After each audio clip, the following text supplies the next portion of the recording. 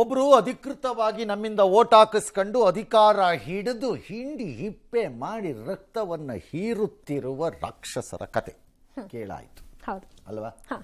ಅಧಿಕಾರವಿಲ್ಲದಿದ್ದರು ಅವರವರಲ್ಲೇ ಬಡಿದಾಡಿಕೊಂಡು ಕರ್ನಾಟಕ ರಾಜ್ಯದ ಜನರಿಗೆ ಉಚಿತವಾಗಿ ಎಂಟರ್ಟೈನ್ಮೆಂಟ್ ಅನ್ನು ಕೊಡಬೇಕು ಅಂತ ವರ್ಷಗಳಿಂದ ಪ್ಲಾನ್ ಮಾಡ್ಕೊಂಡು ಪಾಪ ಈಗ ನಮ್ಮನ್ನೇ ಹಿಂಡ್ಕಳಕ್ ಓಡಾಡ್ತೀರಂತ ಇನ್ನೊಂದು ಮರಿ ರಾಕ್ಷಸರ ಕತೆ ಇದೀಗ. ಹಂಗಾರೆ ನೆಕ್ಸ್ಟ್ ಬಿಜೆಪಿಯಿಂದ ಯತ್ನಾಳ್ ಉಚ್ಚಾಟನೆ ಈಗ ಸಂಚಲನ ಉಣಿಸಿದ್ಯಂತೆ.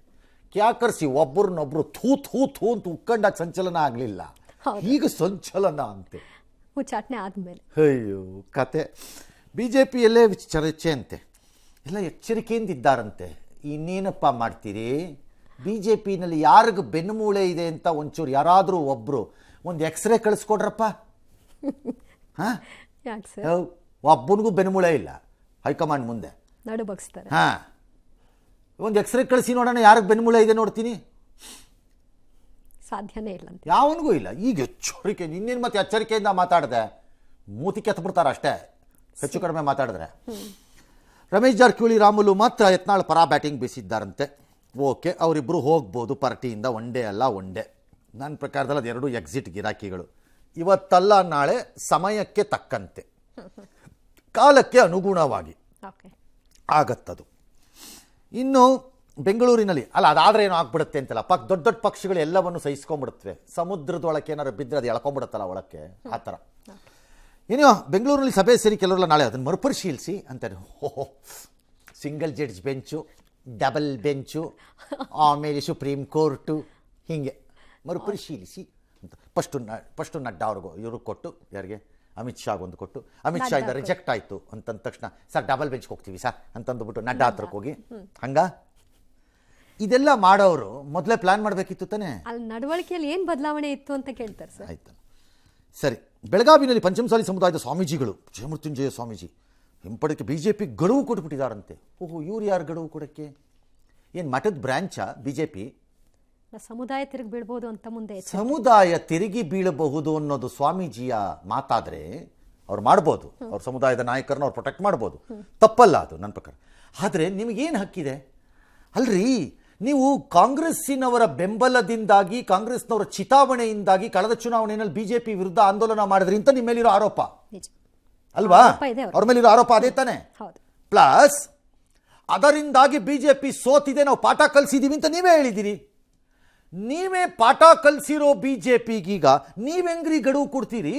ನಿಮ್ಮ ಮಾತು ಯಾಕೆ ಹೇಳ್ತಾರೆ? ನಿಮ್ಮ ಮಾತು ಯಾಕಪ್ಪ ಕೇಳಬೇಕು? ಅವರು ಪಕ್ಷದ ವಿರುದ್ಧವಾಗೇ ಇದ್ದೀರಿ ಬಹಳ ಜಾಸ್ತಿ. ಅಂದ್ರೆ ನೀವು ಯತ್ನಾಳನ್ನು ಇಟ್ಕೊಂಡು ಒಂದು ಪಕ್ಷ ಕಟ್ಬೋದ್ಬೇಕಾದ್ರೆ ಸ್ವಾಮೀಜಿ, ತಪ್ಪಲ್ಲ ಅದು.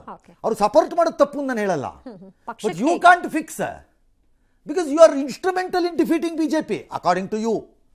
ಹೌದು, ಬಹಿರಂಗವಾಗಿ ಆಗಿದೆ. ನೀವು ಹೇಳಿರೋದು ಬಹಿರಂಗವಾಗೋದು ಅಲ್ವೇ?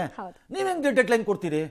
ನೀವು ಹೇಳಿದಾಗ ಅವರು ಡೆಡ್ಲೈನ್ ತಗೋಬೇಕು, ಇಲ್ದಿದ್ದಾಗ ಅವರು ನಿಮ್ಮ ಕೈಲಿ ಒದಸ್ಕೊತಾರ ಅವರು. ಅದು ಹೆಂಗಾಗತ್ತೆ ರಾಜಕಾರಣದಲ್ಲಿ?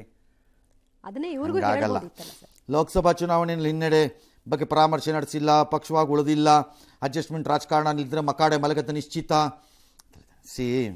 ನಾನು ಭಾಳ ಜನ ಪಕ್ಷಗಳಿಂದ ಉಚ್ಚಾಟನೆ ಆಗೋದು ನೋಡ್ಬಿಟ್ಟಿದ್ದೀನಿ, ಭಾಳ ಜನ ಪಕ್ಷಗಳನ್ನು ಬಿಟ್ಟು ಹೊರಗಡೆ ಹೋಗಿರೋದು ನೋಡ್ಬಿಟ್ಟಿದ್ದೀನಿ, ಭಾಳ ಜನರ ಪತ್ರಿಕಾಗೋಷ್ಠಿಯನ್ನು ನೆಕ್ಸ್ಟ್ ಡೇ ವಿಜಯನಗರದ ವೀರ ಪುತ್ರನಂತೆ ಕಂಗೊಳಿಸುತ್ತಾ ಮಾಡಿರುವುದನ್ನು ನೋಡ್ಬಿಟ್ಟಿದ್ದೀನಿ. ಅಯ್ಯೋ, ಅಬ್ಬರಿಸಿ ಬೊಬ್ಬಿರಿಸಿದ್ದನ್ನು ನೋಡಿದ್ರೆ ರಣರಂಗದಲ್ಲಿ ಬರುವ ವೈರಿಗಳದ್ದು ರುಂಡಲ್ಲ ಚೆಂಡಾಡ್ಬಿಟ್ಟು ಮುಂದಕ್ಕೆ ಹೋಗ್ಬಿಡ್ತಾರೆ ಅನ್ನೋ ಟೈಪ್, ಭ್ರಮೆ ಹುಟ್ಟಿಸೋ ಟೈಪ್ ಮಾತಾಡೋರ್ನೆಲ್ಲ ನೋಡ್ಬಿಟ್ಟಿದ್ದೀನಿ. ಆಮೇಲೆ ಅವರೆಲ್ಲ ಇಲಿಗಳಾಗಿ ಬಿಲ ಸೇರ್ಕೊಂಡು ಬಿಲದೊಳಗಡೆ ಸತ್ರೆ ವಾಸನೆ ಬಂತೋ ಇಲ್ವೋ ಗೊತ್ತಾಗದೇ ಇರೋ ಪರಿಸ್ಥಿತಿನೂ ನೋಡಿದ್ದೀನಿ. I have seen all this. Professional ಪಾಲಿಟಿಷಿಯನ್ಸ್ಗೆ ಇಂಡಿವಿಜುವಲಿ ತನ್ನದೇ ಶಕ್ತಿಯಲ್ಲಿ ಒಂದು ಸಾಮ್ರಾಜ್ಯವನ್ನು ಅಥವಾ ಪಕ್ಷವನ್ನು ಕಟ್ಟುವುದಕ್ಕೆ ಶಕ್ತಿ ಇಲ್ಲದಿದ್ದಾಗ ಆರಂಭದ ದಿನಗಳ ಆರ್ಭಟ ಇವೆಲ್ಲ, ನಂತರದ ದಿನಗಳಲ್ಲಿ ನಡೆಯಲ್ಲ. ನೋಡ್ಬಿಟ್ಟಿದೆ ಕರ್ನಾಟಕ ಇದನ್ನು. ನಿಮ್ಮ ಕೇಸು ಅಷ್ಟೇನೆ. ತನ್ನಿಂದ ಮಾತ್ರ ಪಕ್ಷ ರಕ್ಷಣೆ ಅನ್ನೋ ರೀತಿಯಲ್ಲಿ. No, I am sorry mister Yatnal, ನಂಗೆ ಗೊತ್ತಿಲ್ಲ ನಿಮ್ಗೇನಾಗತ್ತೆ ಅಂತ. ಯಾಕಂದರೆ ಇವೆಲ್ಲ ರಿಯಾಲಿಟಿಗಳು. ಅರ್ಥ ಮಾಡಿ. I have seen enough. ಏನು ಆರ್ಭಟಗಳು ನೋಡಿದ್ದೀನಿ ನಾನು. ನೋಡಿಲ್ವೇ? ಎ ಕೆ ಸುಬ್ಬಯ್ಯನವ್ರ ಆರ್ಭಟಗಳು ನಾನು ನೋಡಿಲ್ವಾ? ಎಸ್ ಬಂಗಾರಪ್ಪನವ್ರ ಆರ್ಭಟಗಳು ನಾನು ನೋಡಿಲ್ವಾ? ದೇವರಾಜ ಅರಸರು ಆಡಿದ್ದಂಥ ಮಾತುಗಳ ವಾತಿನ ಆ ದಿನ ಹೊರಗೆ ಬಂದಾಗ ಕಾಂಗ್ರೆಸ್ಸಿಂದ ನೋಡಿಲ್ವಾ?